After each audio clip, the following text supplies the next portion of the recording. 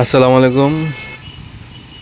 দেখতে পাচ্ছেন রামপুরার হাতির ঝিলের এখানে ব্রিজের এখানে এখানে আফতাবনগর এখানে নতুন একটা ব্রিজ হয়েছে। এখান থেকে দেখা যাচ্ছে এই যে রোড নিচে বাঁ পাশে হচ্ছে আফতাবনগর আর সোজা রামপুরা মৌচাক। এই ব্রিজ এখন উল্টো দিকে দেখেন, এদিকে হচ্ছে বাড্ডার রোড, নিচে কাজ চলছে, ওয়াসার কাজ বা গাড়ি যাচ্ছে। এখানে প্রায়ই এখন ওয়াসার কাজের জন্য জ্যাম থাকে, বাট আজকে জ্যাম দেখা যাচ্ছে না খুব একটা।